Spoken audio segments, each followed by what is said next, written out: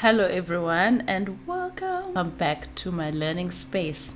So, the way that I'm going to do this is I've not tampered with my Apple library, I've not added or taken away anything. It's literally going to be me going into my Apple library as it is at the moment. I'm literally just going to go way down just so you guys can see what I've been listening to. Not much talking. I literally just want to show you what's in my library. So yeah, let's go through my phone.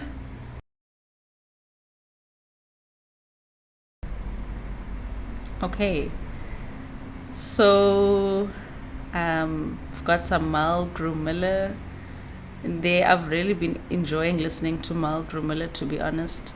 This is Alive at Yoshi's Volume 1. Yeah, you know what? I really love Mal Grumiller. And I'll tell you why I love Mal Grumiller. It's because I really love McCoy Tyner. And a part of his playing really reminds me of McCoy Tyner. But what I really, really love about Mal Grumiller, or what I rather appreciate about him, is that he sounds more contemporary, you know. I love a contemporary approach to jazz. His playing just reminds me of that. It meshes the Honest by Michelle. To be honest, I haven't listened to that. There was something that probably prompted me to add it to my library, but I haven't listened to it. Sonny Clark, oh my word, I love Sonny Clark. Man, I feel like he's so overlooked as a jazz pianist, you know, as a hard bop. You know, he's one of the, I hate to use the word pure, but his style of writing is so hard bop. If you're really looking for a hard bop, Sonny Clark's the way to go. And to be honest, I haven't listened to these that are on my playlist, but I was prompted to add them, I know, for some reason, because I've listened to a lot of that album called Leaping and Loppin'. More Mal Grumiller. As I said, I love Mal Grumiller. Dee Bridgewater. Oh my word, I love Dee Bridgewater. So, Dee Bridgewater, I found her, or I watched this concert that my dad had on his laptop of her doing a tribute to Horace Silver, and she did all music of Horace Silver. You know, she did like vocally stuff, and I just really loved and enjoyed it. I enjoyed her way of scatting. I don't know, there's just something so raw and pure about Dee Bridgewater.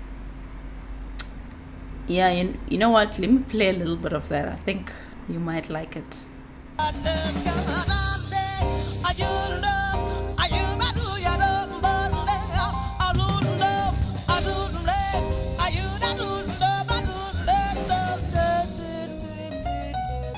Okay, so I am guilty of adding things on my playlist that I don't actually listen to.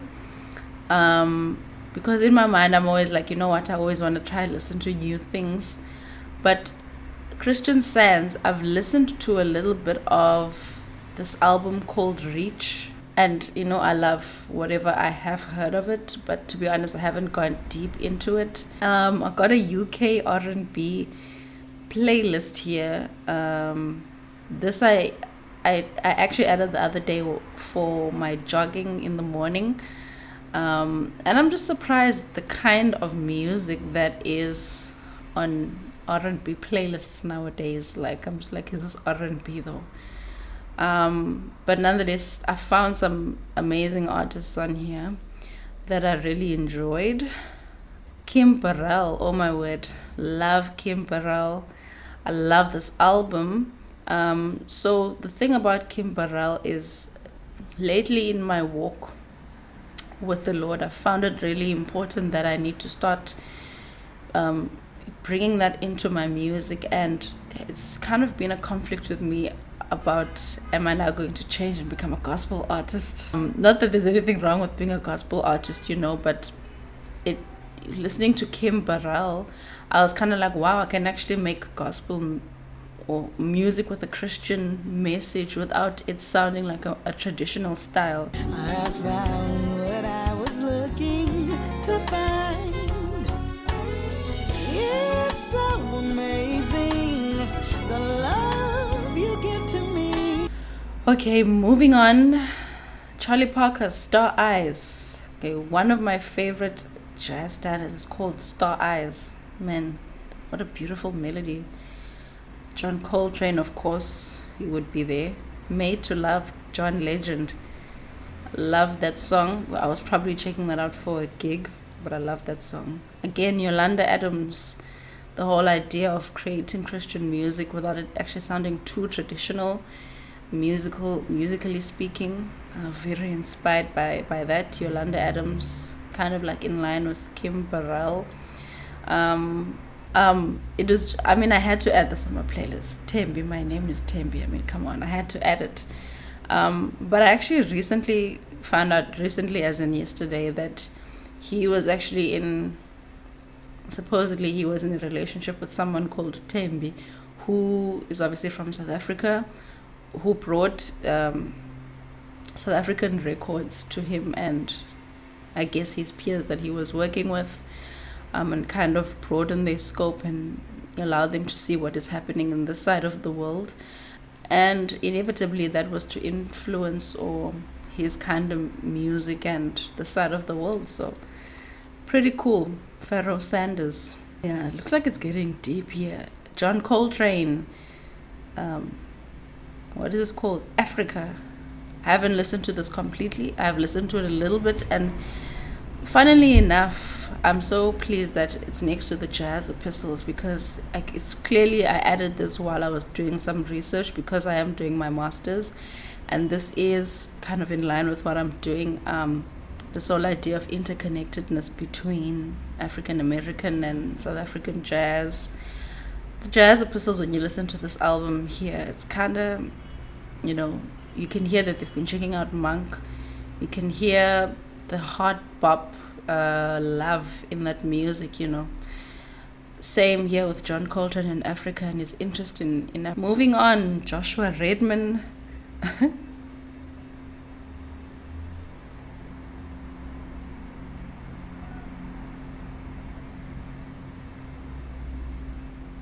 Joshua Redman, Wayne Shorter, Oriental Falls. And this is actually for I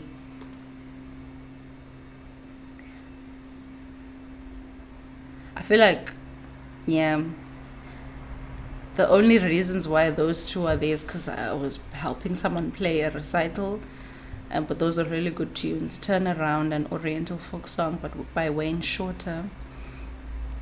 Pondo Blues, Spiritual Jazz 5, From Arabic to Disco, African Jazz and Jive. Well, clearly this is music that I added while I was working on my research for South African music. We Insist by Max Roach. Yeah, Miriam Makeba, definitely. Marabi Streets, Don Laka. Again, the research that I've been doing.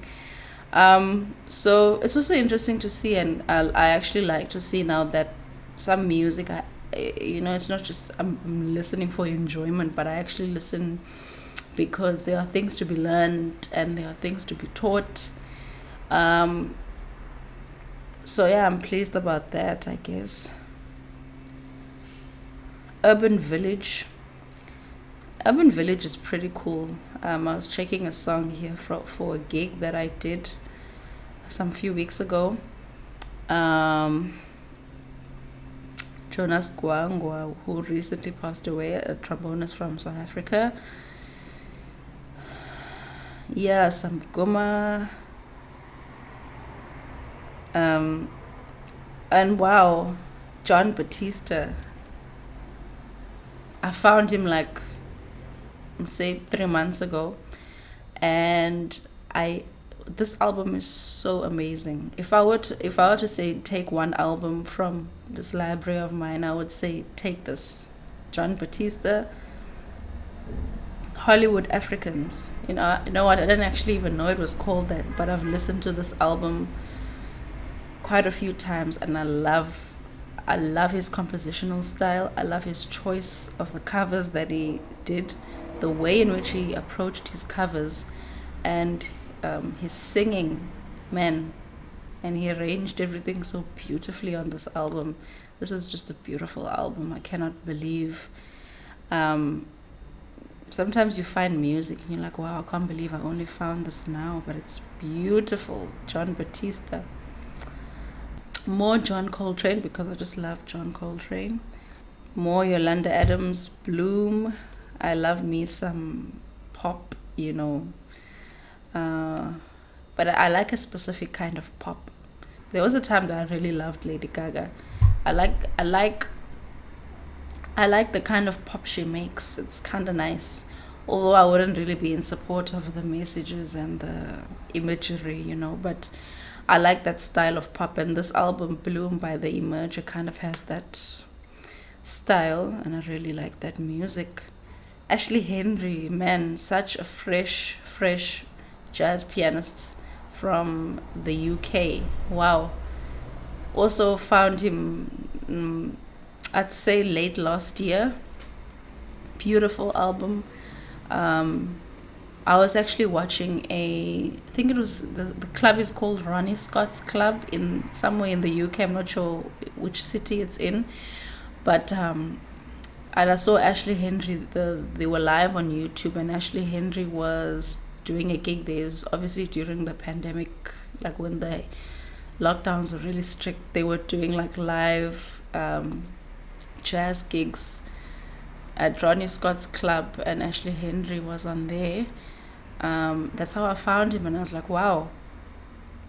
I checked out his album, love it. Of course, in Jatyambo, you know, have to have your own music in your library to check if everything is still sounding good. Yeah, King Kong. I love King Kong. It's a South African musical, famous South African musical. I just love the soundtrack. I could listen to it like every single day. It's beautiful. I love Erykah Badu, guys. I'm not even gonna go into that. I just love Erykah Badu. Love her music anyway. Yeah, man, and a lot more. Omo Sangare, beautiful Malian singer. I also found her while I was reading something, but wow, beautiful Mali music. Obviously, with a bit of a commercial contemporary feel. Yeah, and we're ending it off here with beautiful Begim Seleko. Timelessness and Celebration. I love these two albums, and yeah, you should check it out if you haven't check them out. He's a beautiful South African pianist who I know, if you follow this channel, you will really appreciate him. Okay, so that's all that's in my library. Also, you know, share some music with me. I must say I'm not the best listener in that I probably don't listen to as much music as I should, but I try my best, you know. I'm the kind of listener that if I like something, then I'll probably listen to it like 30 times, and then if I'm neutral about it, it'll probably just stay in my library just for the sake of it. But you know, please share with me something. I would love to come across something that I love, because there's so many amazing musicians in this world. But you know, if there's anything that sticks out for you, but as I said again, check out that John Batista album. If there's any, you know, if I would recommend any album here, it would be that John Batista album, as I had said. Also, actually, check out Sonny Clark. He's such an underrated jazz pianist in the hard bop era, or in the hard bop style of composition. You will really dig it. So thanks for tuning in, and leave me a like and subscribe. I'm almost at 1,000 subscribers. I'm super excited about that, and I'll see you again in the next video. Bye.